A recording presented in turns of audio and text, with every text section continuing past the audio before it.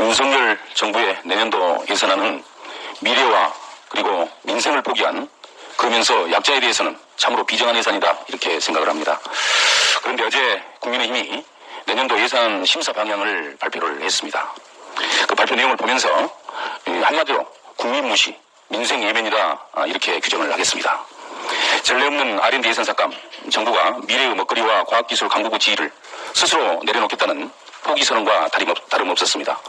그런데 어제 여당은 과학기술인에게는 참으로 큰 충격을 주었고 또 우리 국민 모두에게 분노를 일으켰던 초유의 R&D 예산 삭감에 대해 한마디 해명도 없이 제한적 증액의 필요성을 인정을 했습니다. 거기에다 증액의 수준도 이공계 대학원생들의 절규와 그리고 과학기술계의 한판에 답하기에는 너무 부족합니다. 또 있습니다. 지역사랑 상품권에 대해서도 이런 방구도 없이 온누리 상품권의 발행 규모와 사용처를 늘리겠다, 이렇게 말했습니다. 지역사랑 상품권, 즉 지역화폐의 올해 판매액은 6월 기준으로 해서 무려 11조 6천억 원으로 온누리 상품권보다 7배나 더 많이 팔린 것으로 집계가 되고 있습니다. 이렇게 소상공인 또 소비자들은 지역화폐를 더 많이 소비하고 있다는 것이 입증되고 있습니다. 윤석열 대통령 발언대로 국민이 옳다면 지역사랑 상품권 발행 지원 예산을 삭감할 것이 아니라 더 많이 증액을 해야 옳습니다.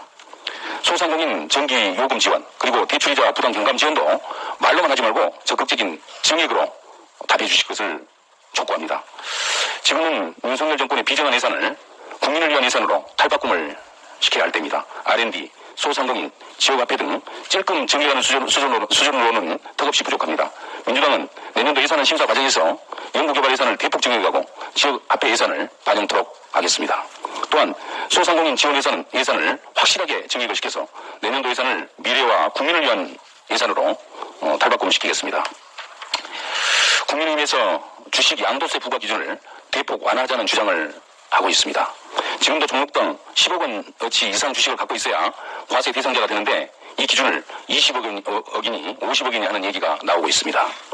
2021년 통계 기준 종목당 10억 원 이상 주식을 보유해서 양도세를 낸 사람은 7천여 명에 불과하고 또 이들이 낸 주식 양도소득세 규모는 2조 원이 넘습니다. 정부 여당이 부자 감세를 하다못해 이제는 주식 부자도 세금을 더 깎아주자고 하면서 엉뚱한 개미 투자자 핑계를 대고 있습니다.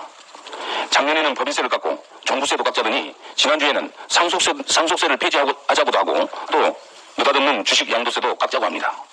이것저것 다 깎으면 나라는 무슨 돈으로 운영할 겁니까?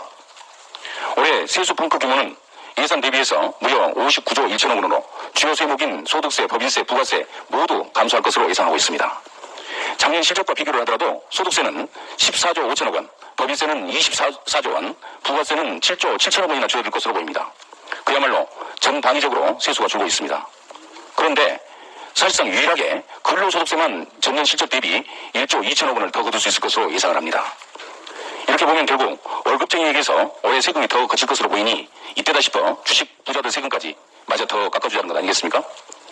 윤석열 정부와 여당은 입만 열면 재정 건전성을 얘기해놓고 실제로는 나라 국간을 채울 생각 자체가 없어 보입니다.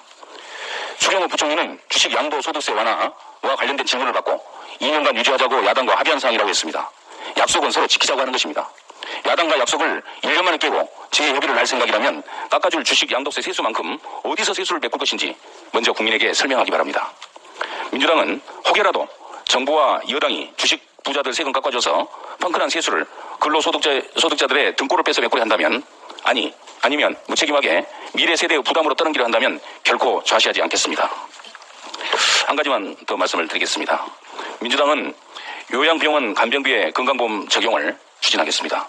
현재 국민들은 감당할 수 없는 수준의 간병비로 고통을 받고 있습니다. 간병 파산, 간병 실직, 간병 범죄, 간병 살인까지 발생하고 있는 안타까운 현실입니다.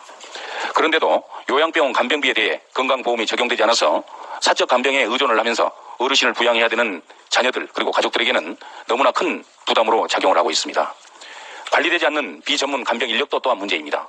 현행법에 간병인에 대한 규정과 자격 요건이 전혀 규정되어 있지 않아서 간병의 전문성은 저하되고 간병 서비스 품질 또한 크게 낮아지고 있습니다. 간병인 중개에 대한 구체적인 조항이나 표준 계약서가 존재하지 않아서 또 계약과 다른 요금이나 서비스 제공으로 갈등이 수시로 발생하고도 있습니다. 또한 요양원과 요양병원 입원 환자군이 서로 혼재되어 의료 서비스를 받아야 할 사람은 받지 못하고 또 불필요한 입원 환자도 늘고 있는 실정에 있습니다. 우리 민주당은 간병 돌봄에 대한 공적 지원을 확대하여 부모를 모시는 중년 자녀들의 고민을 해결하도록 하겠습니다. 요양병원 간병비의 건보료 지원은 사적 간병비 부담을 완화하고 간병의 질을 제고하겠습니다. 이에 대하여 간병인은 별도의 교육과정을 이수하게 해서 요양보호사와 같은 공식적인 간병 인력으로 전환될 수 있도록 그 양성 체계를 꼭 마련을 하겠습니다. 요양병원형 간호 그리고 간병 통합 서비스 인력 배치 기준도 마련을 해서 회복기 및 만성기 환자에게 적합한 간병 서비스를 제공할 것입니다. 병원은 병원답게, 시설은 시설답게 꼭 운영이 될 수 있도록 기능을 재정립해 나가도록 하겠습니다. 이상입니다.